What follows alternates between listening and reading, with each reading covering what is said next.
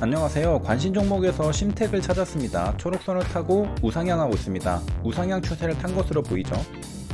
위에서 돌파할 때 매수할 생각은 없고 눌림에서 지지선 매수하려고 합니다. 상승에도 따라붙지 않을 겁니다. 올라가는 것 같지만 이내 다시 내려와서 체결됩니다. 위에서 매수하면 수익폭이 줄어들고 손실폭만 늘어날 뿐입니다. 만약 매도세가 강력하면 취소하고 좀 더 밑에서 잡을까 했는데 체결되었습니다. 일봉을 보면 하루 조정 후 다시 전고점 돌파하는 흐름입니다.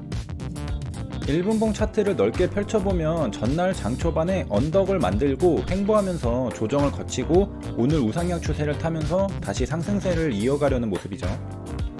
눌림에서 매수하면 평단가에서 매우 유리한 위치를 점할 수 있습니다. 돌파할 때만 매수하라는 법은 없습니다. 오히려 눌림에서 매수하고 기다리면 알아서 돌파를 해줍니다. 돌파는 눈에 보이지만 눌림은 눈에 잘 안 보여서 눌림 매매가 좀 더 어렵습니다. 하지만 고수가 될수록 눌림을 잘 파악할 수 있죠. 연습하고 또 연습해서 나의 것으로 만들어야 합니다. 돌파는 눈에 보이는 현상이라서 매수하면 곧장 수익이 납니다. 하지만 돌파 실패의 위험도 있기 때문에 손절이라는 무기를 항시 장착하고 있어야 합니다. 마음을 졸이면서 진입해야 하죠. 긴장하면서 매수 해야 합니다. 반면에 눌림은 돌파보다 더 수준이 높은 매매라고 할 수 있습니다. 왜냐하면 눌림이 있고 나서 돌파가 있기 때문이죠. 돌파는 눈에 보이는 현상을 보고 따라붙지만 눌림은 그 돌파를 예측하고 미리 매수하는 것이기 때문이죠. 그러다 보니 자연스럽게 타점은 돌파 매매보다 눌림 매매가 더 아래에서 잡게 됩니다. 평단가도 낮고 그 결과 수익도 큽니다. 단지 지금 자리가 눌림인지 파악하기가 어려울 뿐이죠. 하지만 정확히 눌림을 잡게 된다면 눌리고 나서 돌파까지 이어지는 흐름으로 인해 수익률은 굉장히 높아집니다. 만약에 이번에 심택을 매매할 때 평소처럼 돌파 매매 타점을 잡았다면 아마 약 손실을 봤을 겁니다. 눌림에서 잡았기 때문에 약 수익으로 매도할 수 있었던 겁니다. 심택을 눌림에서 잡은 이유는 호가창이 느렸기 때문입니다. 거래대금은 생각보다 많이 터졌지만 상승 추세는 느리게 타고 올라가고 있습니다. 그래서 돌파 타점을 잡으면 다소 물리는 구간에서 버텨야 할 수 있었죠. 그러므로 눌림 타점을 잡은 겁니다. 거래대금은 한번 상승할 때 7만주가 터지는데 7만주 곱하기 4만원은 28억원입니다. 1분에 약 30억원의 거래대금이 터지니까 결코 작지 않죠. 돌파 매매는 곧장 결과가 나오므로 기다리는 시간이 짧습니다. 매수하자마자 홀딩할지 손절할지 판단해야 하죠. 하지만 눌림 매매는 기다리는 시간이 깁니다. 이 말은 무엇을 뜻하는가? 주가 흔들림 속에 기다리는 시간이 많다는 겁니다. 사고팔고 하는 호가창 흐름 속에 정상적으로 흐름을 타고 있는지 추세가 꺾이는 건 아닌지 지속적으로 연산해서 판단해야 한다는 것이죠. 그래서 눌림 매매는 돌파 매매보다 연산량도 많고 에너지도 많이 쓰게 됩니다. 그리고 노이즈가 많죠. 사실 눌림 매매의 어려운 점이 여기에 있습니다. 돌파 매매는 돌파하는 순간에 매수하기 때문에 분명히 거래대금도 많이 터지고 따라서 노이즈의 비중이 대폭 감소하게 됩니다. 의미 있는 시그널의 발생이 압도적으로 증가하죠. 순간적으로 일어나는 시기입니다. 그렇기 때문에 매수 매도 판단이 정확합니다. 왜? 노이즈보다 시그널의 비중이 갑자기 증가하는 구간이기 때문이죠. 눌림 매매도 눌림의 순간에는 노이즈보다 시그널의 비중이 갑자기 증가합니다. 그렇게 해서 매수 판단을 하게 되죠. 하지만 그 이후에 주가가 반등하길 기다리는 시기에는 노이즈가 굉장히 많습니다.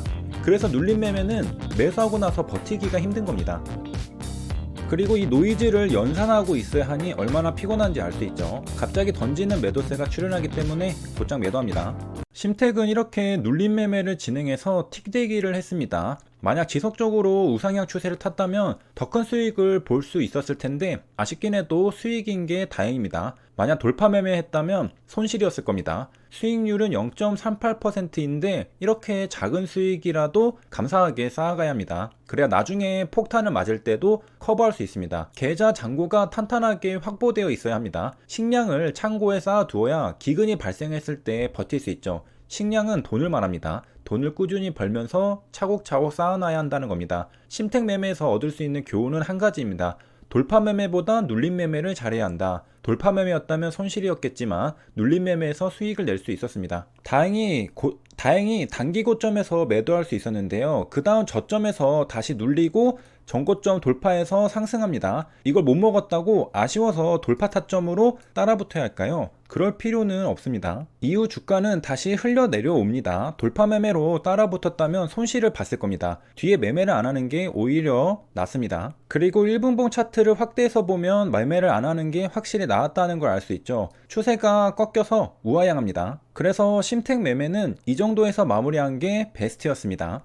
그런데 한 가지 아쉬운 게 있죠. 바로 심택 홀딩스입니다. 오늘은 심택 홀딩스의 주가가 좋았습니다. 상승률이 높았죠. 매매했다면 심택이 아니라 심택 홀딩스를 매매해야 했습니다. 그런데 몰랐죠. 지나고 나서 알았습니다. 그러니까 우리가 심택 매매에서 얻을 수 있는 교훈은 돌파 매매보다 눌림 매매를 하자는 거 말고 하나 더 있습니다. 심택의 일봉 차트인데요. 11월 5일 금요일 심택은 장대양봉 18.97% 상승 마감합니다. 거래량도 많이 터졌죠. 850만 주가 터졌습니다. 이렇게 상승하면 심택을 관심 종목에 넣어뒀을 겁니다. 나중에 매매하기 위해서죠. 그런데 여기서 끝이 아니라 심택과 관련된 다른 종목이 없나 찾아봤어야 합니다. 적어도 심택홀딩스 정도는 찾아봤어야 했죠. 그렇게 심택홀딩스도 찾았다면 심택과 함께 관심 종목에 넣어두면 오늘 심택 말고 심택홀딩스를 찾을 수 있었을 테고 매매했을 겁니다. 11월 5일 심택홀딩스는 심택보다 상승률이 낮죠. 5%에 불과했습니다. 하지만 다음날부터는 이야기가 달라졌죠. 거래량이 250만 주 터지면서 7.53% 장대양봉 마감합니다.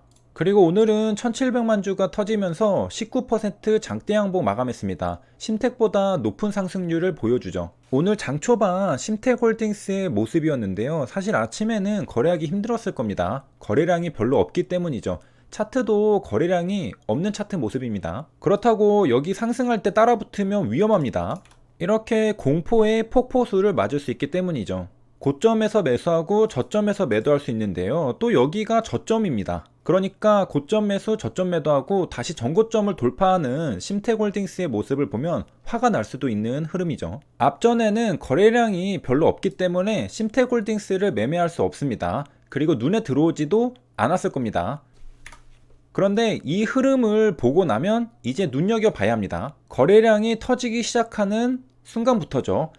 한 번 파동을 만들고 두 번 파동을 만들고 거래량이 대폭 업그레이드 되어서 횡보하고 있습니다. 다른 말로 조정을 거치고 있습니다. 파동을 그리고 있으면서 주가는 우상향하고 있죠. 무언가 벌어지고 있는 상태입니다. 이 초기 느낌을 잘 알고 잘 잡아야 합니다. 급등하고 나서 발견하면 늦습니다. 급등하기 전의 모습을 느껴야 하죠. 여기까지가 급등하기 전의 차트 모습입니다. 이 차트 모양을 잘 기억해 두시면 분명 급등 전 종목을 발굴하는데 도움을 받으실 수 있을 겁니다. 바로 거래량이 엄청나게 터지면서 3% 장대양봉이 출현합니다. 아마 여기서부터 온갖 트레이더들이 다 뛰어들었을 겁니다. 본격적으로 상승 신호탄을 쏘아올리는 순간이죠. 그렇다고 장대양봉에 뛰어들면 이렇게 또 음봉을 맞게 됩니다. 기다리면 밑에서 살 수 있습니다. 장대양봉에 뛰어들면 안 됩니다. 그렇게 한 번 더 파동을 만들고 마무리됩니다. 그리고 또 다음 파동도 있었죠. 그러니까 우리가 매매할 수 있는 구간은 여기였습니다. 여기 앞선 두 번의 파동은 매매하기가 까다롭습니다. 그래서 패스하고요. 이렇게 차트와 타점을 공부해보면 될 것 같습니다. 심택 매매의 교훈은 두 가지입니다. 돌파 매매보다는 눌림 매매를 하자. 심택이 올랐다면 심택 홀딩스도 찾아서 관심 종목에 넣어두자. 땡땡 홀딩스를 찾아보자. 여기까지 시청해주셔서 감사합니다.